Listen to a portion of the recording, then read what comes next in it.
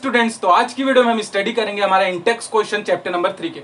ये वीडियो जो है कंप्लीट इंटेक्स क्वेश्चन पे चैप्टर नंबर 3 के, तो वीडियो को एंड तक देखिए क्योंकि मैं यहाँ पे बहुत ही सिंपल वे में आपको इंटेक्स क्वेश्चन को सॉल्व करना बताऊंगा। मेरा नाम है दीपक और आपका हमारे खूबसूरत से चैनल टेक्निकल स्टूडियो इन जीजी में स्वागत है। तो हम वीडियो को शुरू करते हैं। तो सबसे पहले यहाँ पे क्वेश्चन मैंने लिख लिया है 3.1, how would you determine the standard electrode potential of the system Mg2 plus और ये जो है हमारा M। तो यहां पर हमें क्या फाइंड करना है, हमारा स्टैंडर्ड इलेक्ट्रोड पोटेंशियल। अब ये स्टैंडर्ड इलेक्ट्रोड पोटेंशियल फाइंड करने के लिए आपने यहां पर देखा था इसके प्रीवियस वीडियो जिसमें मैंने स्टैंडर्ड इलेक्ट्रोड पोटेंशियल को बताया था। तो वो किस लिए यूज होता है, किसी भी सेल का इलेक्ट्रोड पोटेंशियल निकालने के लिए या फिर रिडक्शन पोटेंशियल निकालने के लिए हम उसका यूज करते हैं। किसका, हाइड्रोजन रिडक्शन पोटेंशियल का। ठीक है, तो उसी के यूज से हम निकालेंगे हमारा क्या, Mg2 पॉजिटिव, यानी जो इक्वेशन दी हुई है इसका निकालेंगे हम इलेक्ट्रोड पोटेंशियल।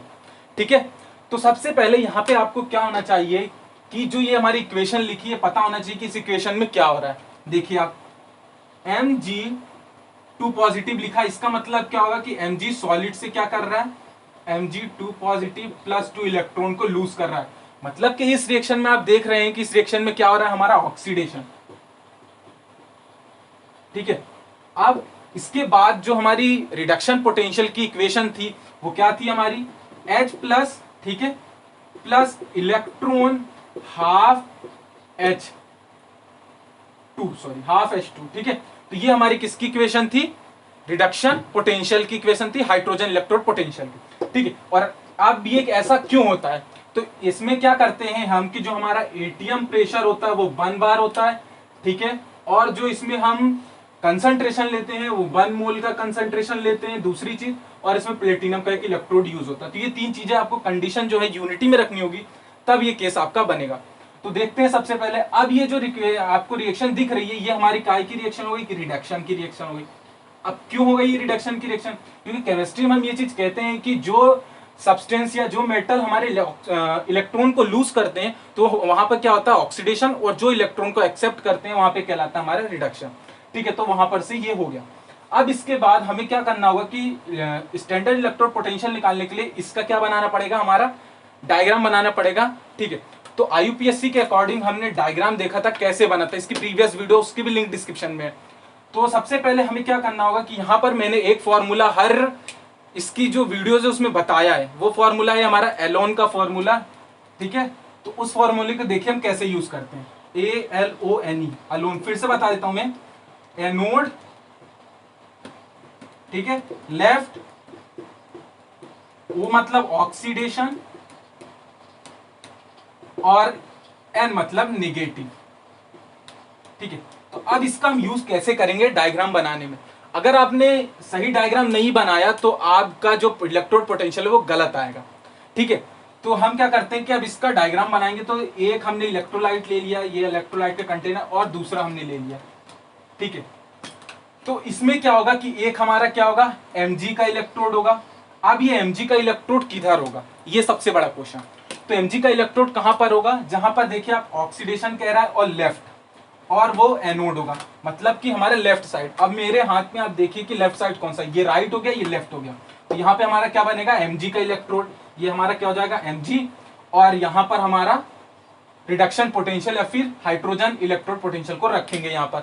ठीक है, अब क्या होगा कि ये हमारा नेगेटिव होगा, ये देखिए लिखा हुआ है एनोड और नेगेटिव, मतलब कि ये वाला जो पोर्शन है हमारा एनोड हो जाएगा और नेगेटिव होगा। ठीक है, अब जब इसको हम इसके में कनेक्ट करेंगे, आपको एक चीज पता है, जो हमारा हाइड्रोजन इलेक्ट्रोड पोटेंशियल होता है उसका रिडक्शन पोटेंशियल 0 होता है। ठीक है, तो अब क्या करेंगे कि इसका तो 0 हो गया, तो बाकी जो चीज बचेगा, जो पोटेंशियल हमें मिलेगा वो इसी का होगा। ठीक है, तो ये हमने डायग्राम बनाया। अब इसके बाद आईयूपीएससी ने क्या किया कि एक रूल लेके आए जिससे हम क्या फाइंड कर सकते हैं, हमारा ये फाइंड कर सकते हैं। ठीक है, तो वो रूल क्या था हमारा, यहां पे लिख देता हूं, E cell is equals to E right minus E left. इसका मतलब क्या है, जो डायग्राम में हमें दिख रहा है लेफ्ट साइड में उसको यहां पे रख देंगे, और जो डायग्राम में हमें राइट साइड में दिख रहा है उसको यहां रख देंगे। ठीक है, तो अब क्या करते हैं कि हम इसकी वैल्यूज को यहाँ पे पुटअप करते हैं, इसको रफ कर देते हैं। ठीक है, अब आप देखिए इसमें मैं लिखता हूं ई सेल, ठीक है, is equals to E right. E right में क्या है हमारा हाइड्रोजन का, तो हाइड्रोजन का हम कैसे लिखेंगे, E H plus half H2, ठीक है, माइनस क्या होगा यहाँ पे, क्या होगा ई Mg2 पॉजिटिव और Mg। अब ये हमने लिख लिया किसके अकॉर्डिंग, IUPAC के अकॉर्डिंग, ठीक है। अब इसमें क्या होगा कि इसकी वैल्यू आपको पता है कि 0 होती है, ये 0 लिख दिया। अब हमने ये क्या किया कि ई Mg2 पॉजिटिव Mg, ठीक है, और ई से, इसका मतलब हमें जितना भी पोटेंशियल मिलेगा वो क्या होगा, हमारा Mg2 पॉजिटिव का होगा स्टैंडर्ड इलेक्ट्रोड पोटेंशियल, और ये नेगेटिव होगा, ठीक है। तो इस तरीके से हम फाइंड कर सकते हैं। अब आपको जो भी वैल्यूज दी हो आप वैल्यूज पुट कर सकते हैं। इस न्यूमेरिकल में वैल्यू नहीं दी हुई थी इस इंडेक्स क्वेश्चन में, इसलिए हमने यहाँ पे पुट नहीं किया। तो आप इसका स्क्रीनशॉट लेके रख सकते हैं या फिर आप चाहे तो इसका नोट्स प्रिपेयर कर सकते हैं खुद से। अब इसके बाद हम देखते हैं हमारा इंडेक्स क्वेश्चन 3.2 को। तो हमारा सेकंड नंबर का क्वेश्चन देखते हैं, can you store copper sulphate in a zinc pot. अभी क्वेश्चन क्या है कि क्या आप कॉपर सल्फेट यानी कि CuSO4 को जिंक के पोर्ट में रख सकते हैं, ठीक है। तो क्वेश्चन ये है, तो यहां पर मैं आपको बता दूं कि हम CuSO4 को जिंक पोर्ट में नहीं रख सकते। ऐसा क्यों, क्योंकि देखिए अगर ये सपोज कीजिए कि आपका जिंक का पोर्ट है, ठीक है, इसमें क्या हो रहा है, हमने CuSO4 रखा, ठीक है, तो क्या होता है कि जो हमारा Zn है मोर रिएक्टिव होता है,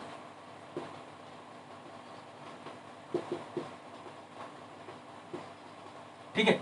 तो हमारा जो Zn है वो मोर रिएक्टिव होता है Cu से, तो वो क्या करता है कि जो हमारा CuSO4 है, ठीक, और Zn, तो ये क्या करता है कि रिएक्ट करके ये इसको रिप्लेस कर देता है और क्या बना लेता है, ZnSO4 प्लस Cu, ठीक है। तो यहाँ पे क्या हो रहा है कि Zn रिप्लेस कर देता है Cu को और यहाँ पर जिंक सल्फेट बना लेता है कॉपर सल्फेट को रिप्लेस करके। इसलिए हम क्या करते हैं कि हमारे जिंक के पोर्ट पे कॉपर सल्फेट के सॉल्यूशन को नहीं रखते हैं, ठीक है। तो अब इसके बाद देखते हैं हमारा थर्ड क्वेश्चन। तो हम प्रॉब्लम नंबर 3 को देखते हैं। तो प्रॉब्लम नंबर 3 में क्या है, consult the table of standard electrode potential and suggest 3 substance that can oxidise ferrous ion under suitable conditions, ठीक है। तो यहां पर हमें क्या बताना है कि ऐसे 3 मेटल्स के नाम बताइए जो कि क्या करें, हमारे फेरस आयन को ऑक्सीडाइज करें, ठीक है।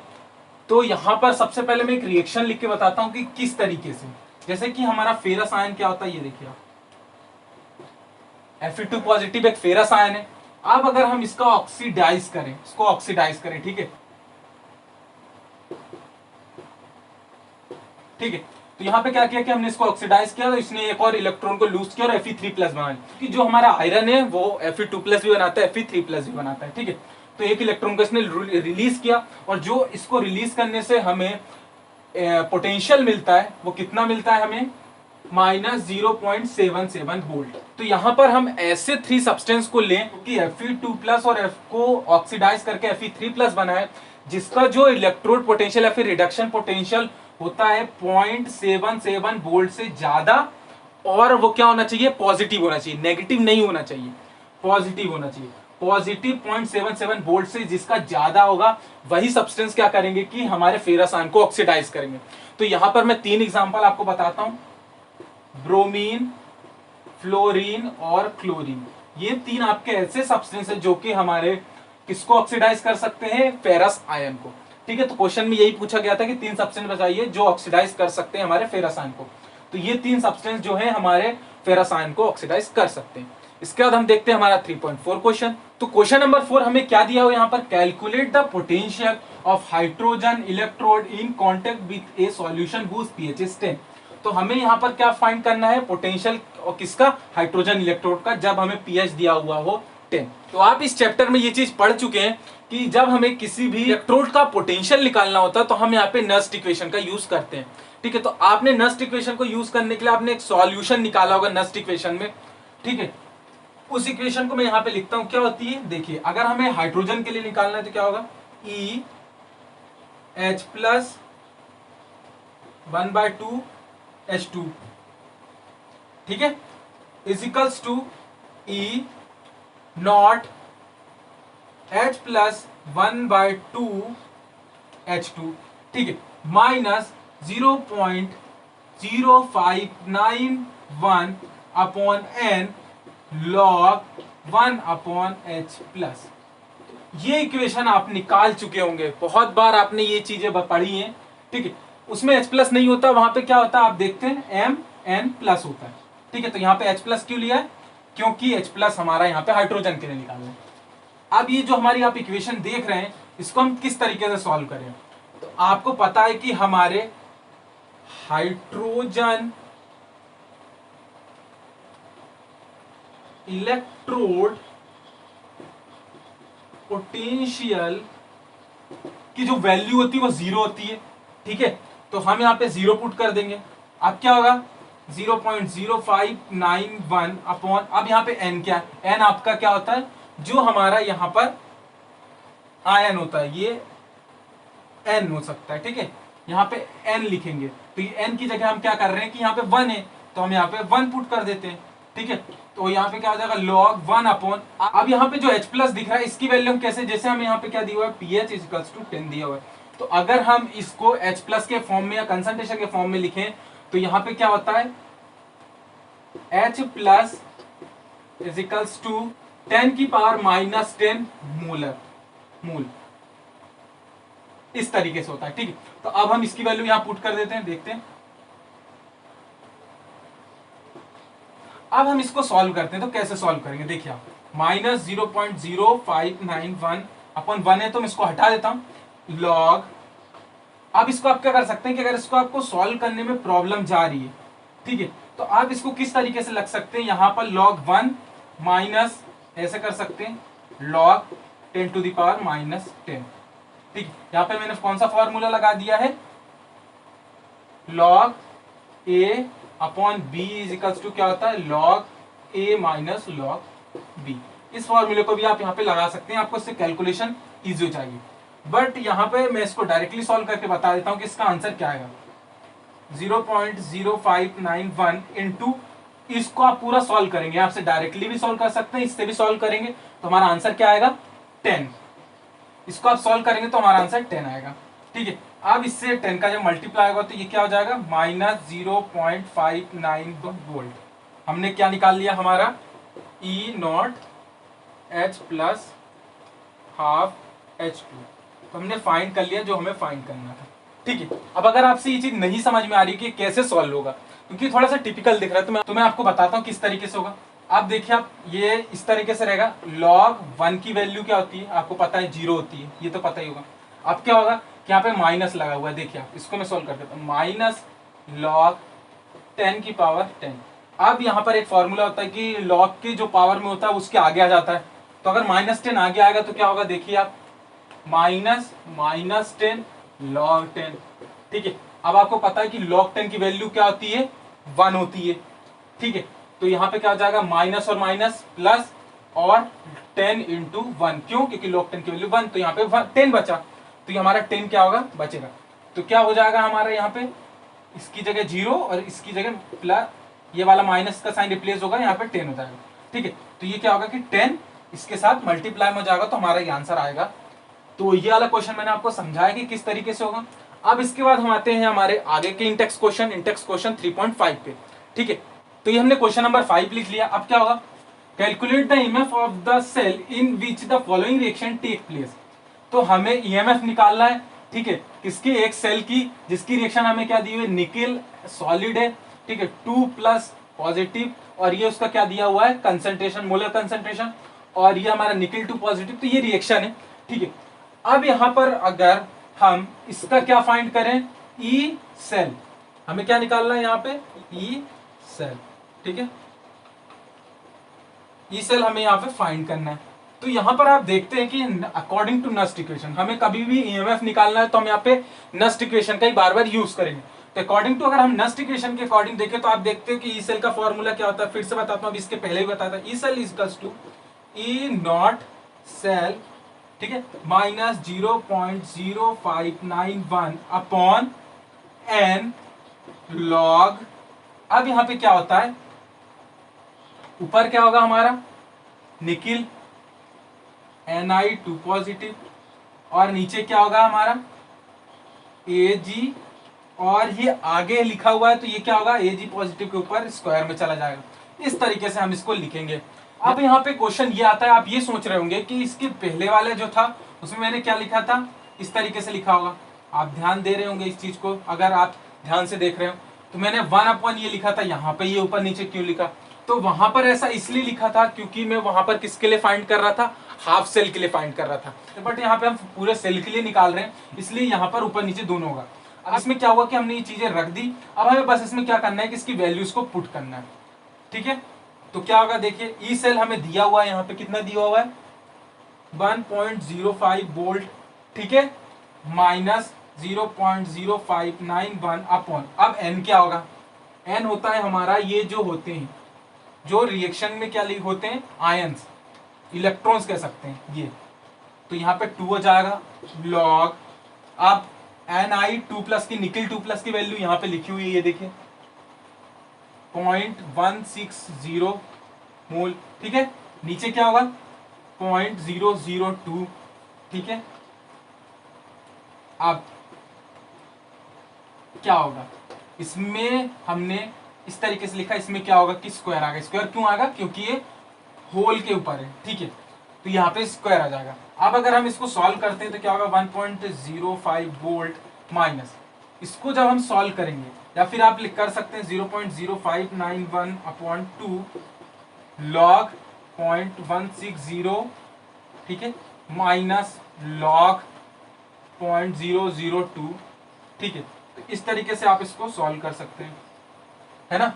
तो अब इसकी आप वैल्यूज को अगर सॉल्व करेंगे तो जो लॉग 0.160 है इसकी वैल्यू होती है -795 और जो लॉग 0.202 है इसकी वैल्यू होती है हमारी -5.397, ठीक है। तो इस तरीके से अब इसको अगर हम सॉल्व करें तो क्या होगा -0.795 और ये हो जाएगा माइनस माइनस प्लस 5397। अब अगर इसको आप सॉल्व करेंगे तो क्या आएगा हमारा 4.6021 आ जाएगा।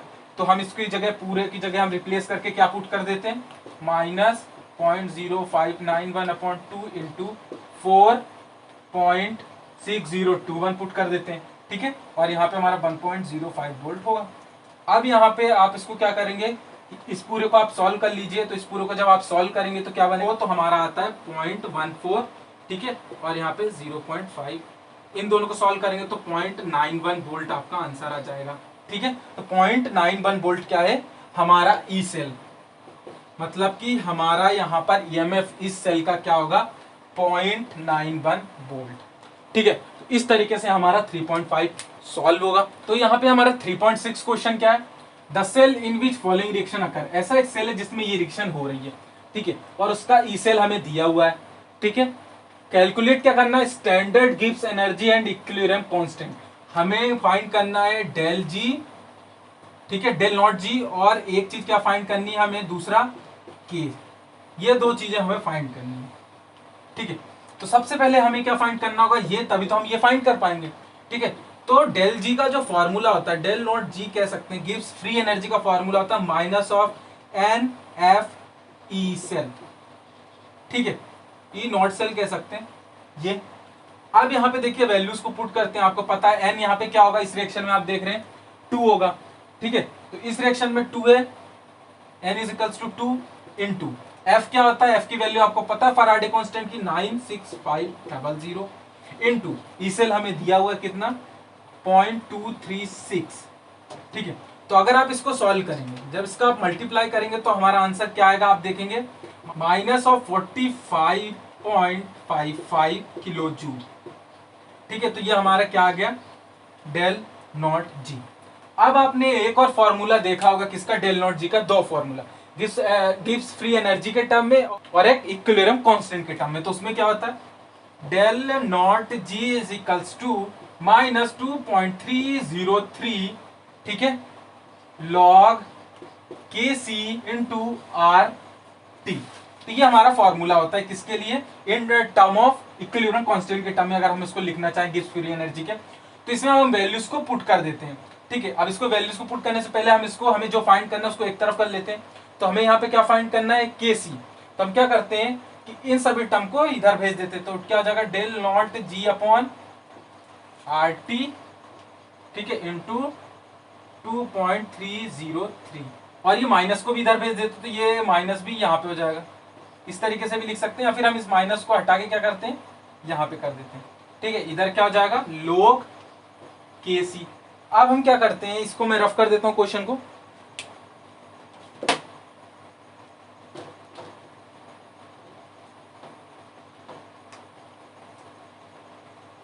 ठीक है, तो देखते हैं इसमें क्या करता हूं कि अब मैं डेल जी नॉट की जो हमने वैल्यू निकाली है ये पुट कर देता हूं, -45.55 और यहाँ पे माइनस एक पहले से ये वाला, तो ब्रैकेट में बंद कर देते हैं और यहाँ पे क्या आ जाएगा आपका RT। अब R की वैल्यू क्या होती है, 8.314 इंटू 10⁻⁻³ इसकी वैल्यू होती है R की।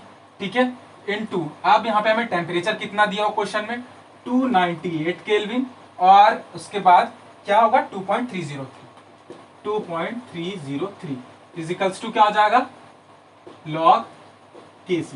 अब अगर आप इसको सॉल्व करेंगे तो इसका आंसर क्या होगा, 7.983। ठीक है, इस पूरे का solution is equals to log KC। अब मैं इसको इस तरीके से लिख लेता हूँ, log KC इजिकल्स टू 7.983। अब मैं यहाँ पे क्या करूँगी, KC इसको इधर लेके जाऊंगा तो इसके नीचे जाएगा और जब ऊपर जाएगा तो क्या हो जाएगा, एंटी लॉग 7.983। ठीक है, तो आप एग्जाम में 7.983 इस तरीके से भी छोड़ सकते हैं, और अगर आपको इस चीज सॉल्व करते हैं वहां पे जरूरी नहीं कि यही क्वेश्चन आए। ठीक है, कुछ भी क्वेश्चन हो सकता है।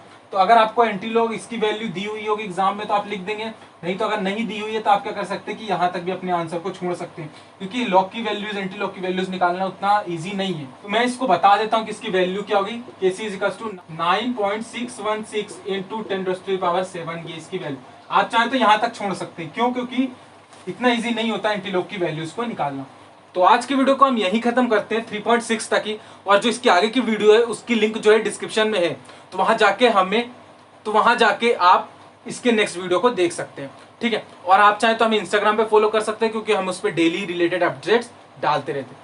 तो इस वीडियो को यहीं पे खत्म करते हैं। Make easy learn easy.